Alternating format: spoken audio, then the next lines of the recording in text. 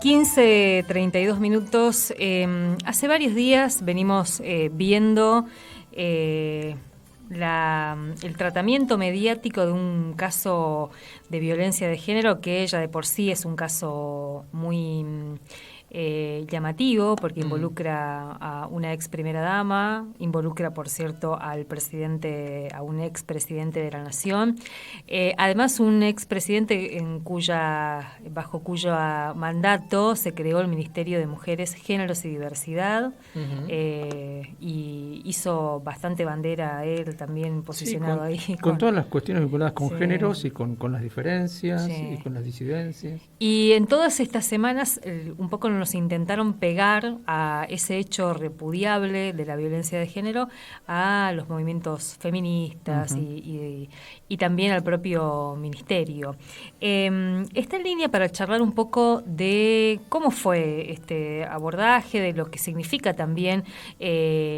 Uno puede pensar el día después de la denuncia. ¿Qué pasa ahí de la denuncia, la espectacularización, la revictimización? Bueno, un poco por ahí está en línea Dayana Galeano. Ella es psicóloga, integra la Red de Salud Mental Comunitaria y además el equipo misionero de Derechos Humanos, Justicia y Géneros.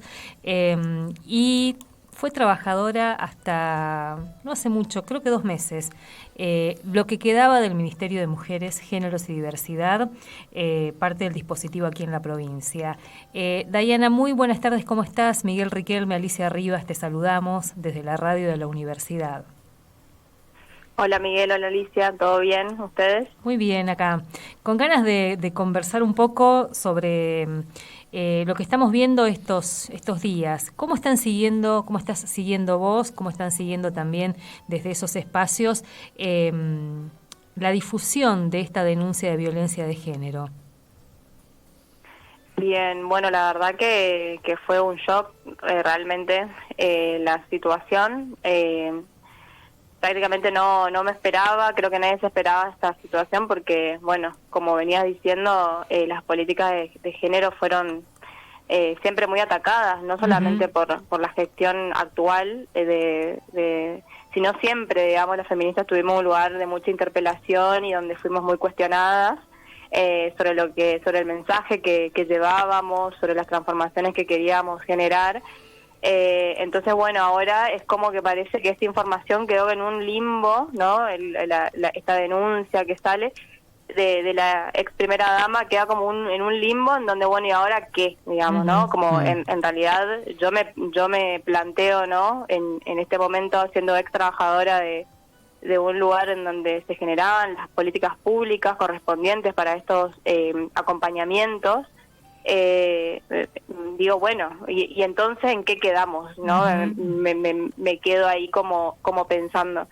Y bueno, realmente, digamos, la cuestión política, no sé si decirlo partidaria o la cuestión política institucional y demás, esto de quién estaba en el oficialismo, el tema de las oposiciones, siempre fue un tema dentro de nuestro trabajo que era muy difícil de despejar, ¿no? Es como que nuestras acciones llegaban hacia el acompañamiento de la persona, pero después el mundo político seguía teniendo sus manejos, digamos, ¿no?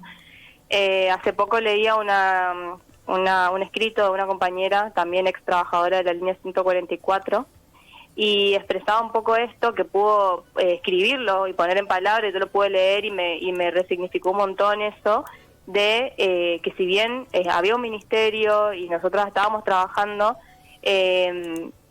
recibimos a la persona en situación de violencia, pero a la hora de generar el acompañamiento y lo que conllevaba la estrategia de ese acompañamiento, también nos ponía a las trabajadoras en una exposición constante a las violencias patriarcales, digamos, ¿no? Porque si hay algo que queda en evidencia en esto es que el patriarcado sigue totalmente, digamos, fuerte en el Estado, en las políticas, en las personas que nos representan, y Alberta no fue la excepción a esto, digamos. Es como, está bien, generó el ministerio, facilitó las políticas públicas, pero al mismo tiempo hace uso de eso para su campaña, lo mismo que hizo el gobierno actual, digamos, ¿no?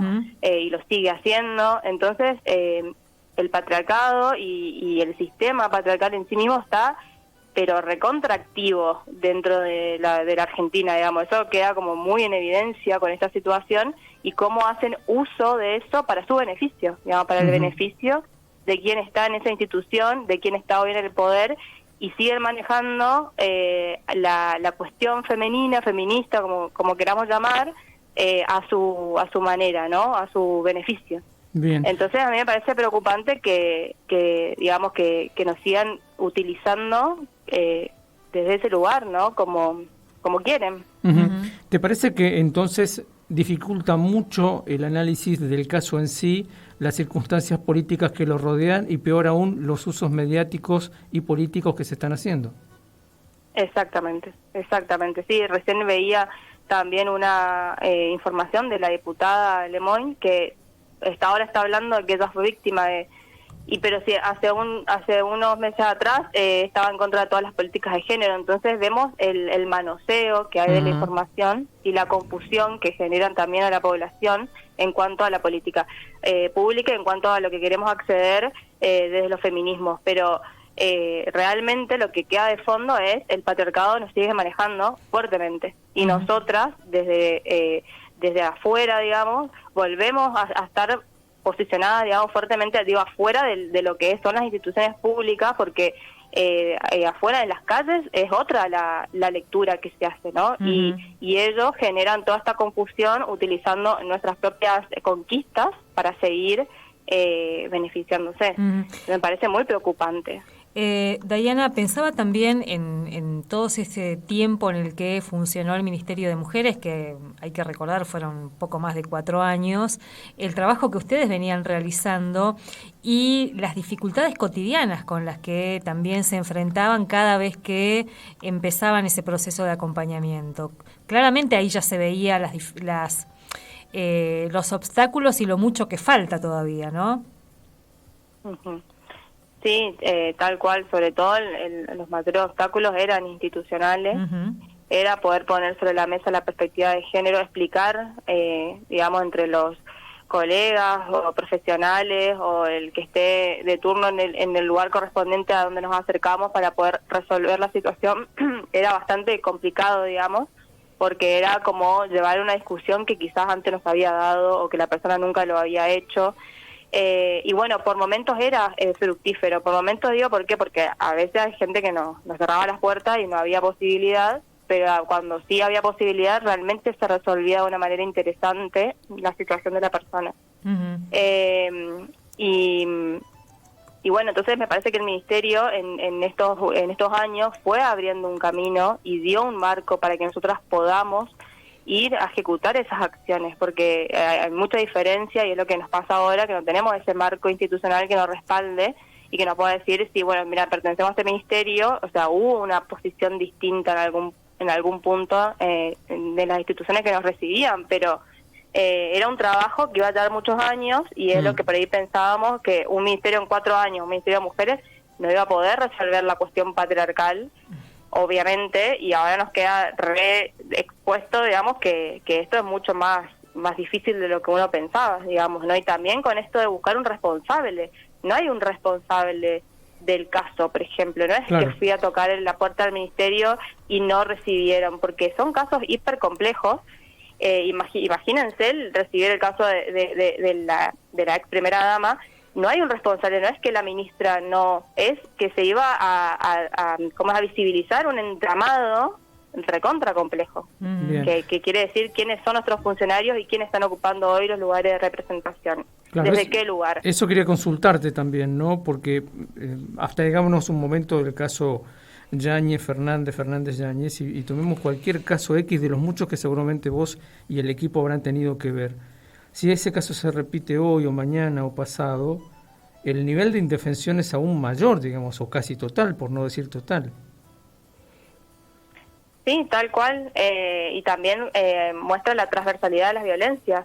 Es lo que le pasa a nuestras compañeras constantemente, y ahora no hay una política pública que pueda responder por sobre la situación. Claro. Sí, o sea, vuelven a hacer las estrategias comunitarias y vuelven a hacer un llamado a sembrar las estrategias o de formarnos y formar a nuestros colegas para poder recibir la situación.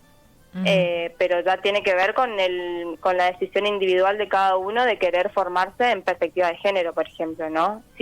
Sin poder tener una política de fondo que pueda sostener esas intervenciones, digamos. No sé si respondí la pregunta.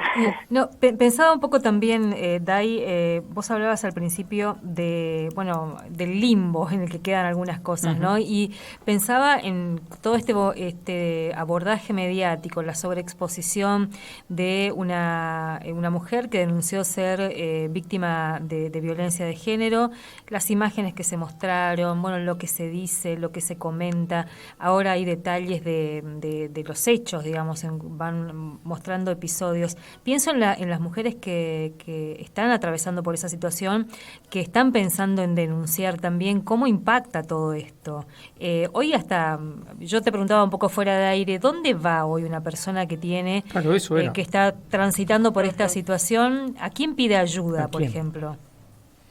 Claro, bueno, y hoy, digamos, acá en nuestra provincia está el trabajo de la Secretaría de Relaciones con la Comunidad y lo que es la línea 137 son las políticas donde más acude la gente a la hora de tratar de resolver una situación de violencia.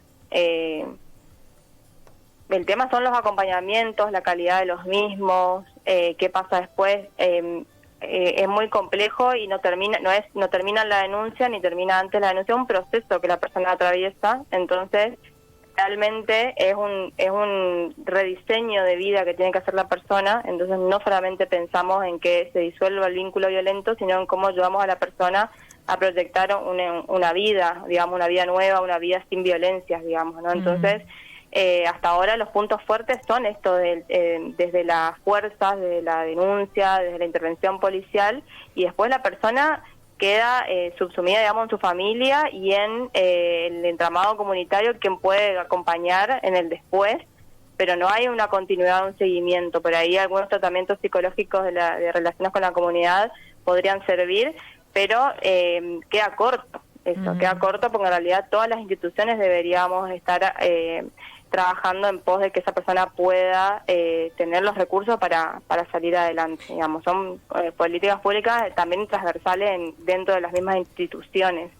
Entonces, bueno, ahora siguen siendo esos lugares de referencia, hubiéramos querido que sigan siendo más, pero hasta ahora son esos, y por ahí las personas que trabajábamos desde lugares más comunitarios también estamos pasando por situaciones muy complejas con este gobierno, porque no hay ningún tipo de política que acompañe financiamiento. No se pueden sostener muchos lugares porque por el tema de los alquileres y demás. Digo esto porque yo también estoy en Oberá y a veces acompaño ahí a personas desde un proyecto más comunitario, y ahora, por ejemplo, nos quedamos sin alquiler y de nuevo el tema de los gastos, entonces se hace muy complejo. Inclusive se quedaron sin trabajo, digamos. Sí, sin trabajo, sin recursos. Sí. Diana, también como van apareciendo distintas cuestiones a medida que se difunde y que se empieza a contar este hecho. Y pensaba, porque nos pasa, ¿no? A veces una escucha un relato de violencia y la pregunta es ¿qué se hace ahí? Y se volvió ahora con esto de que en algún momento se relató a una funcionaria del Ministerio de Mujeres y no hizo nada. También eso, ¿no? ¿Cómo intervenir? Tiene que haber una denuncia policial, tiene que haber una decisión sostenida de la persona que está atravesando esa situación para hacer la denuncia. Son como todas repreguntas que aparecen cuando creíamos que ya habíamos hecho un caminito un poco más sólido, digamos, en esto. Bien. Bueno, mira, yo desde mi profesión, que soy psicóloga y vengo del ámbito de la salud mental, siempre priorizo el cuidado de esa persona que está vulnerable, o sea, completamente vulnerable, y dependiendo de la situación que haya atravesado, esa vulneración es más o menos, digamos, puede ser mayor o puede ser menor, y lo importante es poder acompañar y alojar a esa persona, darle cuidados en salud, cuidados emocionales, y a partir de ahí fortalecerla. Dependiendo del riesgo de la violencia, la denuncia es una herramienta sumamente válida, pero también la persona tiene que poder sostener ese proceso, claro, que es muy complejo de llevar adelante porque tiene que tener un posicionamiento interno. Es decir, yo escuchando también en otras situaciones quizás más leves, puedo ver con mayor claridad si la persona está o no apta para para tratar un proceso. Porque, ¿qué quiero decir con posicionamiento? Tiene que sostener la posición del no. Claro. De esto no, de hasta acá llegué, este es el límite. Y a veces justamente es lo que cuesta a la persona poder encontrar esa postura y ese posicionamiento, y es donde el campo de la salud mental y de los trabajadores comunitarios, de las promotoras, es fundamental, porque si la persona está muy vulnerada y no va a poder sostener el posicionamiento, tiene que estar acompañada en todo el proceso si se judicializa el caso. Entonces, es toda una evaluación y una estrategia integral a la hora de acompañar, porque a veces van directamente a la denuncia y eso genera un rebote, digamos, porque termina excluyendo la de la solución más que alojándola para que pueda sostenerlo en el tiempo. Entonces, fomentamos el aislamiento, fomentamos la exclusión, fomentamos que las políticas no funcionen, cuando en realidad solamente por una cuestión de más de tiempo subjetivo habría que acompañarla más desde otros lugares, desde otros ángulos. Entonces, es muy importante también poder escuchar lo que la persona tiene para decir y a partir de ahí decidir cómo vamos a generar en conjunto la estrategia de acompañamiento. Entonces, o sea, realmente quien ha pasado por una situación de violencia reciente o ha pasado una situación de violencia muy extrema, no la exposición o el ir directamente a la policía o ir directamente a un lugar que sea como que le exija demasiado, también puede ser contraproducente, y es ahí donde también hay que escuchar que las cosas tienen que ser con otro ritmo. Sí. Digamos, podemos seguir pensando la cuestión del feminismo en un montón de aspectos, pero el acompañamiento a personas víctimas de violencia es sumamente delicado. Además, esto que decir, cuando a veces se hace la denuncia, se toma esa decisión después de un montón de situaciones, también estar preparadas para lo que se viene, ¿no? Que a veces suele ser una especie de represalia brutal también del agresor. Sí, tal cual. Por ahí quería decir algo al respecto de los feminismos ahora. A veces pienso que se pone mucho el foco en el acompañamiento a víctimas, y de verdad esto que está pasando ahora nos deja en claro que hay que realmente seguir sosteniendo discusiones en otros espacios y que no sea solamente cómo vamos a resolver el acompañamiento a víctimas, porque eso yo creo que hablábamos el otro día en el conversatorio de FEPRA, se pudo con el ministerio y demás capitalizar de alguna manera, no me gusta esa palabra, pero un recursero de profesionales que han estado trabajando y que han tenido experiencia en el acompañamiento a víctimas de violencia, y que, ver cómo reproducimos, cómo seguimos cuidando de eso, y quizás ahora nos toca a nosotras poder brindar esas herramientas a colegas y compañeros que estén interesados en capacitarse desde ese lugar. Pero al mismo tiempo el feminismo no se puede reducir al acompañamiento a víctimas. Tiene que dar la discusión de todo esto que está pasando y cómo las instituciones y el patriarcado sigue utilizando nuestras luchas a favor de ellos, digamos. Entonces, ver estas grietas y poder llevar esas discusiones también. Porque si no, pareciera que, a ver cómo acompañamos a la víctima, y después está este otro mundo, que es el que todavía se sostiene y está fuertemente arraigado, que es el sistema patriarcal. Me parece importante que estas discusiones tengan que seguir siendo. Que me parece que va por ahí. Dai, dejamos acá y seguimos charlando después sobre esa cuestión. Lo último que introducís es una discusión que nos atraviesa dentro de los feminismos y no siempre es fácil darla. Así que, si te parece, lo charlamos después. Dale. Mil gracias. Mil gracias. Bueno, chau. Dayana Galeano integra la Red de Salud Mental Comunitaria y también el equipo misionero de Derechos Humanos, Justicia y Géneros. Nos pone esa última parte de la discusión, es muy interesante, la venimos dando hace mucho tiempo también algunos sectores de los feminismos acá en la provincia, porque decíamos, nos van a poner a trabajar sobre las violencias de género más evidentes, si se quiere, ¿no? O las más Eso es lo que se llama el epifenómeno, sí, la superficie del sí, problema o las víctimas del problema. Caso por caso, y nos van a sacar de la discusión, de las otras discusiones que queremos dar, de discutir, bueno, cómo incidimos en las distintas políticas, no solamente vinculadas a la cuestión de género, porque o si no sería el famoso cuartito propio del que hablaba Virginia Woolf. Bueno, nos ponen un ministerio de mujeres y ahí está todo lo que pueden hacer. Ahí en ese ministerio, todo lo que tenga que ver con la vida de las mujeres, que por lo general lo ven en términos de violencias, bueno, ocúpense ustedes, las mujeres, las disidencias, ocúpense también con los recursos escasísimos que hay, porque todas esas políticas se sostuvieron con el trabajo precarizado de miles de mujeres y también de integrantes de la comunidad trans o de las diversidades. Y fue tan fácil para este gobierno desmantelar todo eso y dejar en la calle a miles de trabajadores y vaciar todos esos programas, y hoy tenemos un expresidente denunciado por violencia de género con hechos que denuncian ahí que son tremendas, desde inducir a un aborto hasta, bueno, violencia política de todo tipo y física de todo tipo. Y tenemos un presidente en ejercicio que habría que empezar a tipificar. La violencia no es solamente física. Hay una violencia simbólica, una violencia política. Se encarga en sus posteos o en sus intervenciones mediáticas también de denostar a mujeres y diversidades con un nivel de liviandad.